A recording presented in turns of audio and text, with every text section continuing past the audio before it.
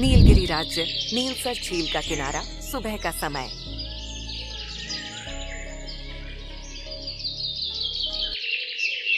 नीलसर झील सूरज की पहली किरणों में नीलम की तरह चमक रही है। हवा में हल्की ठंडक और पंछियों की मधुर चहचहाहट गूंज रही है। राजा आर्यवीर झील के किनारे ध्यान मग्न बैठे हैं। हर बार इस झील के पास आता हूँ तो दिल हल्का हो जाता है, जैसे ये झील मेरी बातों को सुनती है। राजकुमारी इला हाथ में फूलों की टोकरी लेकर आती है। पिताजी, आज तो कमल और भी सुंदर खिले हैं। देखिए ना, जैसे मुस्कुरा रहे हों। ये झील हर जीवन को अपनापन देती है बेटी, यही इसकी सबसे बड़ी शक्ति है। इला पास आकर बैठ जाती है। झील की लहरें हल्की सी उठती हैं, जैसे उनके बातों पर प्रतिक्रिया दे रही हों। क्या आपको नहीं लगता ये झील जिंदा है? कई बार लगता है कि इसमें कोई आत्मा है, लेकिन हम इंसानों की सबसे बड़ी भूल है जब हम जानना चाहते हैं पर समझना नहीं। तभी दरबारी बलवंत आता है। उसके चेहरे पर चालाकी की झलक है। वह दूर से ही झील को घूरता है। बलवंत मन में, इतनी संपन्न झील और ये राजा इसका कोई उपयोग ही नहीं करता। अगर मैं होता तो इसे सोने में बदल देता। महाराज, राजकोष खाली हो रहा है। कुछ पुराने ग्रंथों में लिखा है कि इस झील के नीचे अनमोल खजाना छिपा है। हमें खुदाई की अनुमति दे देनी चाहिए। खजाने की चाह में हमारे पास जो है उसे खो देंगे। प्रकृति से वरदान छीनना नहीं चाहिए बलवंत। बलवंत झुककर जी महाराज कहता है, लेकिन आंखों में गुस्सा है। इला उसे संदेह से देखती है।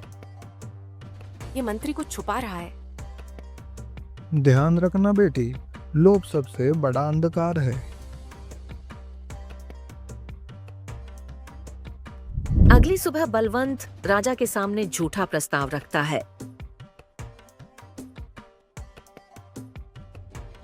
महाराज, मैंने नीलसर झील के पास एक नया घाट बनवाने का सुझाव तैयार किया है, ताकि प्रजा वहां पूजा कर सके।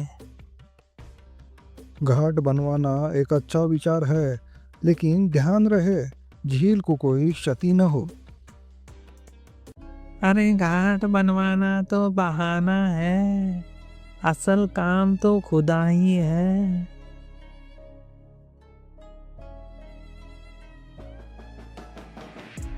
झील के पास कुछ मजदूर गुप्त रूप से खुदाई शुरू करते हैं। बलवंत की निगरानी में जमीन में नीली सी चमकती मिट्टी निकल रही है। मंत्री जी, ये मिट्टी तो अजीब सी गर्म हो रही है, जैसे जीती हो। चुप, खुदाई चालू रखो। जितनी जल्दी रत्न मिलेगा उतना ही जल्दी मैं राजा बनूंगा। इसी बीच झील की लहरें तेज होने लगती हैं। बादलों की गरज सुनाई देती है। इला दूर से सब देख रही है। झील जैसे चेतावनी दे रही हो। इससे पहले कि कुछ अनर्थ हो, मुझे पिताजी को सब बताना होगा। झील के पास मजदूर खुदाई में लगे हैं। जमीन के नीचे से नीली चमकदार मिट्टी और कुछ रहस्यमयी पत्थर निकल रहे हैं। आकाश में काले बादल घिरने लगे हैं और हवा में बेचैनी है। मंत्री जी, झील की लहरें बहुत तेज हो रही है, कुछ तो गड़बड़ है। झील हमें डरा नहीं सकती, खुदाई बंद नहीं होगी। अचानक झील के बीचों बीच एक तेज चमकदार नीला प्रकाश उठता है और पानी ऊपर उठकर गोलाकार होने लगता है। आकाश से एक नीली रेखा गिरती है और उसी से प्रकट होती है एक रहस्यमयी जादुई परी।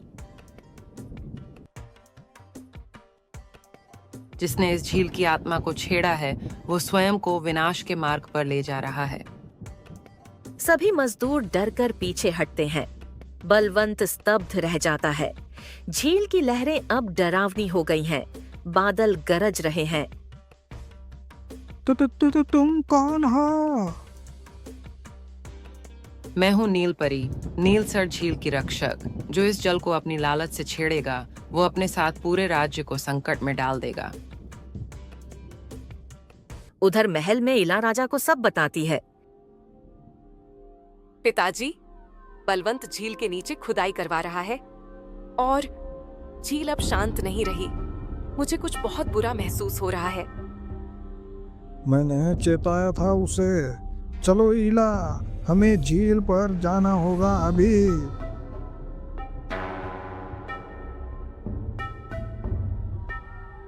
राजा अपने सैनिकों के साथ झील की ओर निकलते हैं।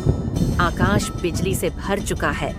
झील अब डरावनी दिख रही है और परी का रूप ऊपर आकाश में चमक रहा है। जल कभी मौन नहीं रहता जब उसकी आत्मा को ठेस पहुंचे।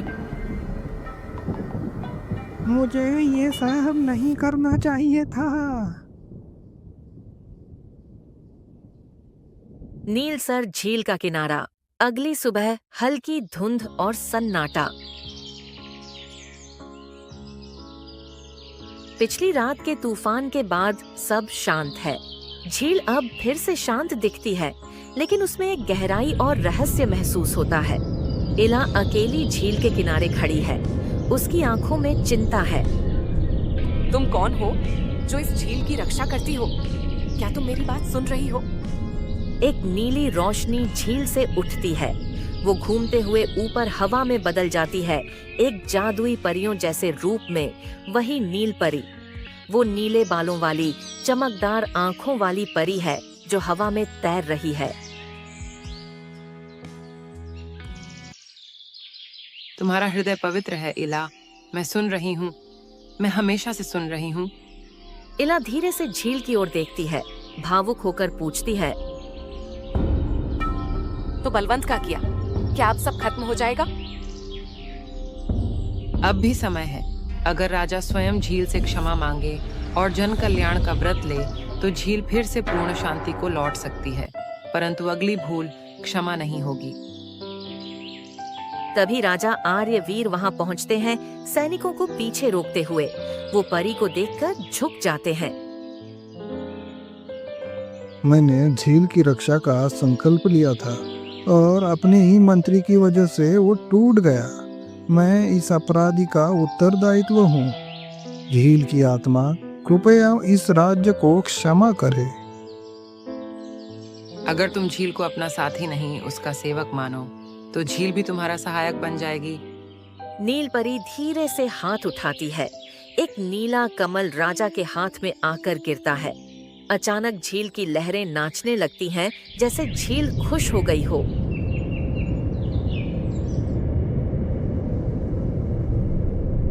बलवंत जमीन पर बैठा है। उसके शरीर पर पट्टियां बंधी हैं और चेहरे पर शर्म और पछतावे की गहरी परछाई है। बाहर से बच्चों की हंसी सुनाई देती है। राज्य फिर से सामान्य हो गया है। इला अंदर आती है। उसके हाथ में दवा है। बलवंत उसकी तरफ देखने की हिम्मत नहीं करता।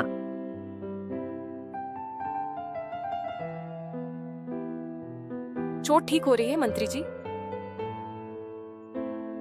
शरीर तो ठीक हो जाएगा, लेकिन आत्मा पर जो चोट लगी है वो शायद कभी नहीं होगी। राजकुमारी जी, मैंने जो किया वो न सिर्फ राजा के विश्वास के साथ धोखा था, बल्कि इस राज्य की आत्मा से भी विश्वासघात है। हमें समय मिला है सुधार का। नीलपरी ने कहा है, अगली भूल क्षमा नहीं होगी, लेकिन अब भी कुछ अच्छा किया जा सकता है। मुझे कोई सजा दो। राजद्रोह किया है मैंने। मैं खुद राजा से क्षमा नहीं मांग सकता। अगर सज्जा के रूप में सेवा की जाए तो वो भी प्रायश्चित होता है। चलिए, हमारे साथ नीलसर झील की रक्षा का प्रण लीजिए। अब मैं अपना शेष जीवन इस झील की सेवा में लगाऊंगा। अब ये मेरा व्रत है।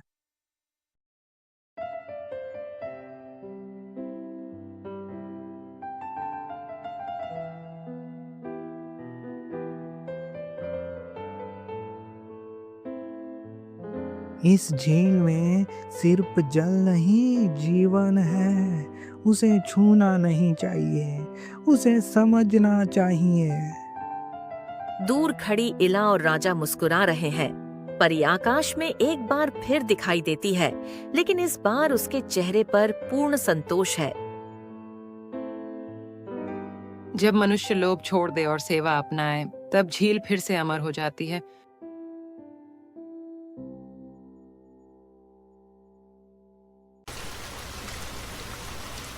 घने बादलों से बरसती मूसलाधार बारिश ने रामू के खेत को तालाब में बदल दिया था। पानी की तेज बौछारों ने फसलें मटियामेट कर दी। रामू की आंखों में निराशा और दर्द साफ झलक रही। कीचड़ में सने हुए खेत को देखकर उसके पांव जैसे जमीन में गड़ गए। हे भगवान, इतनी मेहनत की थी इस बार, अब क्या करूंगा? सब कुछ बर्बाद हो गया। उसका दोस्त मोहन भीगते हुए वहां से गुजरा और रामू की हालत देखकर रुक गया। अरे रामू, क्या हुआ भाई? इतने उदास क्यों हो? क्या बताऊं मोहन, सारी फसल तबाह हो गई। इतनी मेहनत की थी, एक एक दाना बोने में जान खपा दी थी, अब सब मिट्टी में मिल गया। भाई हिम्मत रख, भगवान ने चाहा तो सब ठीक हो जाएगा। खेती है, कभी अच्छी होती है, कभी बुरी। लेकिन इस बार तो सारी पूंजी लगा दी थी, अब तो खाने तक के लाले पड़ जाएंगे। बच्चे क्या खाएंगे? बीवी को क्या जवाब दूंगा? देख भाई, परेशान मत हो, मैं भी तुम्हारे साथ हूँ। कुछ ना कुछ जुगाड़ करेंगे, गांव वालों से मदद मांग लेंगे। कौन सुनेगा मेरी? सबको तो अपनी ही फिक्र है। चलो घर चलो, भीगते रहोगे तो बीमार पड़ जाओगे। एक बार घर वालों से बात करो, सब मिलकर कोई रास्ता निकालेंगे। पता नहीं कैसे बताऊंगा सीता को, पहले ही घर में तंगी है, अब ये मुसीबत। बारिश थमने का नाम ही नहीं ले रही थी। रामू के मन में निराशा का अंधेरा गहराता जा रहा था। एक एक बूंद उसके अरमानों को धोती जा रही थी। भारी कदमों से वह घर की ओर बढ़ा।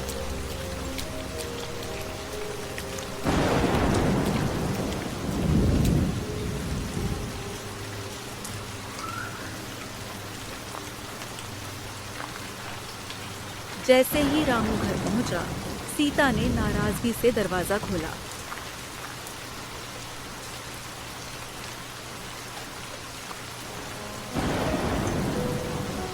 इतनी देर कहाँ थे? घर में आटा तक नहीं है और तुम यूं ही घूम रहे हो। सीता, सब खत्म हो गया, खेत में कुछ भी नहीं बचा, बारिश ने सब तबाह कर दिया। तुमसे कुछ नहीं होगा, नालायक हो। दूसरों के आदमी कितनी मेहनत करते हैं और तुम बस रोते रहते हो। तुम्हारे बस का कुछ नहीं है। मैंने तो पूरी मेहनत की थी, पर कुदरत के आगे किसी की नहीं चलती। मेहनत? हद कर दी तुमने। तुम्हें तो बस बहाने चाहिए, एक काम भी ढंग से नहीं कर सकते। रामू कुछ नहीं बोला। उसके मन में तूफान उठ रहा था। वह चुपचाप अपना गम सीने में दबाकर बाहर निकल गया। सीता की बातें उसके दिल में तीर की तरह चुभ रही थी। रामू भारी मन से गांव की पगडंडी पर चल पड़ा। उसके दिमाग में सीता की बातें गूंज रही थी। बारिश अब थम चुकी थी, लेकिन उसके मन में उठे तूफान का कोई अंत नहीं था। रास्ते में कुछ लोग उसकी हालत देख रहे थे, मगर कोई कुछ नहीं बोला। क्या जिंदगी है ये? मेहनत करो तो बारिश सब बर्बाद कर दे, और घर जाओ तो ताने सुनने को मिले। क्या फायदा ऐसी जिंदगी का? चलते चलते रामू गांव की पुरानी हवेली के पास पहुंच गया। वह हवेली कई सालों से वीरान पड़ी थी। लोग कहते थे कि वहां आत्माओं का बसेरा है। किसी की हिम्मत नहीं होती थी। कि रात में उधर से गुजरे। मरना ही है तो यहीं क्यों ना मर जाऊं? कम से कम लोग कहेंगे कि भूत ने मार डाला।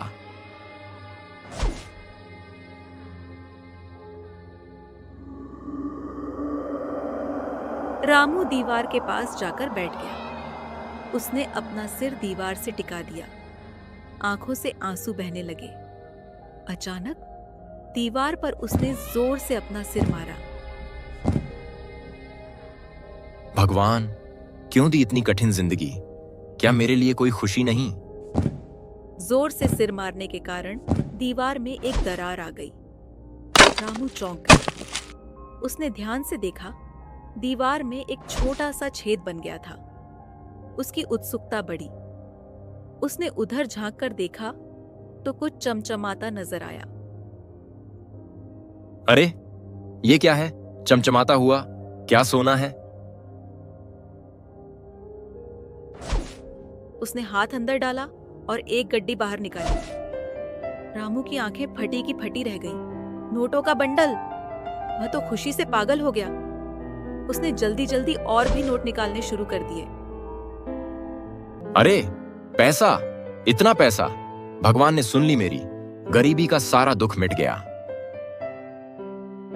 रामू ने जितनी गड्डियां आ सकी समेट ली और भागता हुआ घर पहुंचा। सीता चूल्हे के पास बैठी थी। रामू ने खुशी खुशी पैसे उसके सामने पटक दिए।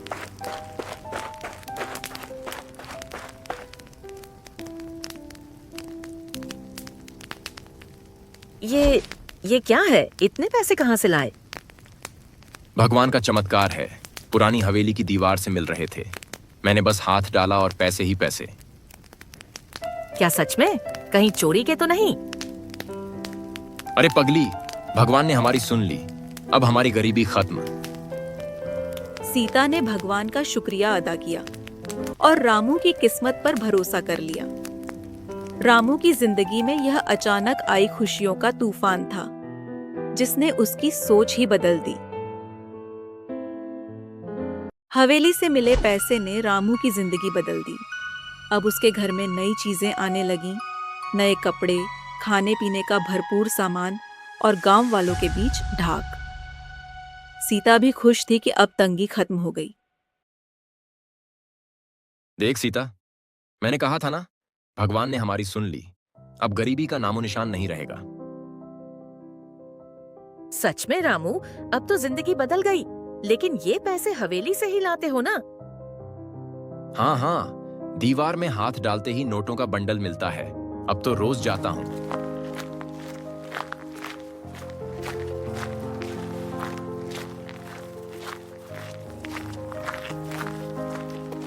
धीरे धीरे रामू का स्वभाव भी बदलने लगा।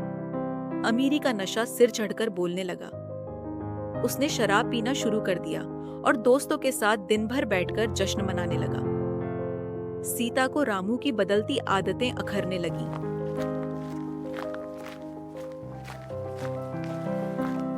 एक शाम रामू शराब पीकर घर आया और बहस करने लगा।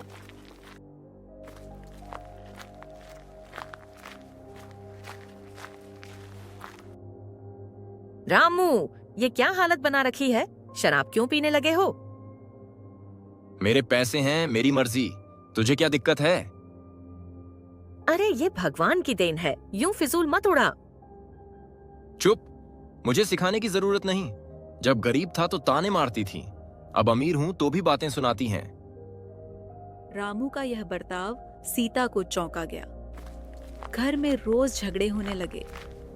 रामू अब हर रात शराब के नशे में चूर रहता। अमीरी ने उसे अहंकारी बना दिया। सीता को महसूस होने लगा कि पैसे ने रामू को बदल दिया है।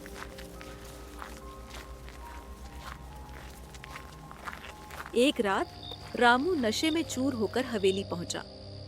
आसमान में काले बादल छाए हुए थे और हवेली के आसपास सन्नाटा पसरा था। रामू दीवार के पास गया और हमेशा की तरह अपना हाथ दीवार के छेद में डाला।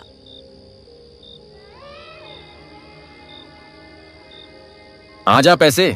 आज तो पंडित जी ने कहा है कि ज्यादा पैसे चाहिए। नई गाय खरीदनी है। जैसे ही उसने नोटों का बंडल निकाला, अचानक पीछे से किसी की कड़क आवाज आई। कौन है वहां? कौन चोर है? रामू का नशा तुरंत काफूर हो गया। उसने मुड़कर देखा, जमींदार अपने कुछ आदमियों के साथ खड़ा था। रामू के हाथ से नोटों का बंडल गिर गया।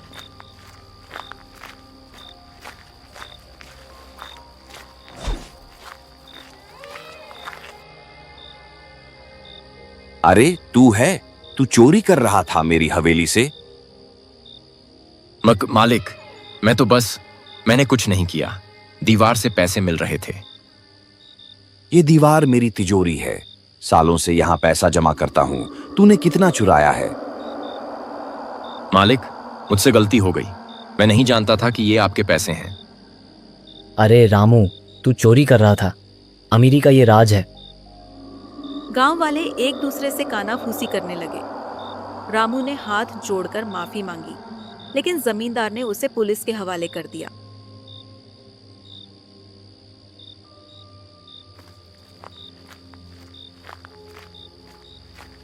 चल थाने में बताना कि तिजोरी से कितने पैसे चुराए। रामू रोता हुआ पुलिस के साथ चला गया। गांव वाले दबी आवाज में बातें कर रहे थे। सबकी नजरों में रामू अब एक चोर बन चुका था। अरे इसको तो मैं छोड़ूंगा नहीं। इतनी बड़ी चोरी। हवेली में भूत नहीं बल्कि ये आदमी था। गांव वाले चुपचाप खड़े थे। रामू जेल की काली सलाखों के पीछे बैठा था। आंखें सूजी हुई और चेहरे पर गहरी उदासी थी। उसके चारों ओर सन्नाटा था। बस दूर से कैदियों की आवाजें सुनाई दे रही थीं। रामू के मन में पछतावे का तूफान उमड़ रहा था। क्यों किया मैंने ऐसा? मेहनत करके कमाने के बजाय हवेली की दीवार से पैसे निकालता रहा। लालच ने मुझे अंधा बना दिया। क्यों रे? अमीरी का ख्वाब पूरा हुआ? पैसा कमाने का ये अंजाम है? भाई क्या करूं? गरीबी ने मुझे पागल कर दिया था। जब दीवार से पैसे मिले तो लगा कि भगवान ने मेरी सुन ली। भगवान? अरे मूर्ख, भगवान मेहनत की कमाई देता है, चोरी के पैसे नहीं। जो तिजोरी से पैसे निकाले वो तेरा नहीं, जमींदार का था। रामू का सिर शर्म से झुक गया। उसे सीता की बातें याद आ रही थीं। उसकी आंखों में आंसू आ गए। सीता ठीक कहती थी। ये सब भगवान की देन थी, मगर मैंने इसका गलत फायदा उठाया। अगर मेहनत से कमाया होता तो आज ये दिन न देखना पड़ता। उसी वक्त पुलिस वाला आया और रामू को हवालात से बाहर निकाला। तेरी बीवी मिलने आई है।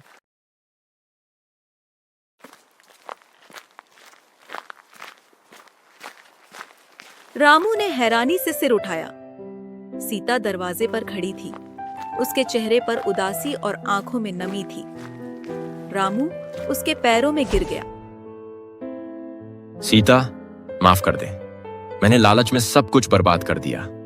तेरी बात नहीं मानी और देख कहां आ गया। रामू, मैंने तुझे समझाया था। अमीरी का नशा तेरी इंसानियत खा गया, लेकिन मैं तेरा साथ नहीं छोड़ूंगी। बस अब मेहनत से काम करना, चाहे गरीबी ही क्यों ना हो। रामू ने सिर झुका लिया। उसकी आंखों से पछतावे के आंसू बह रहे थे। अब उसे समझ आ गया था कि लालच ने न सिर्फ उसकी इज्जत छीनी, बल्कि उसका सुख चैन भी छीन लिया। जेल की सलाखों के पीछे बैठा रामू अब हर दिन उस गलती को याद कर खुद को कोसता। हवेली की दीवार से निकले पैसे ने उसकी जिंदगी को नर्क बना दिया। रामू ने ठान लिया कि अगर उसे मौका मिला तो मेहनत करके इज्जत की रोटी कमाएगा।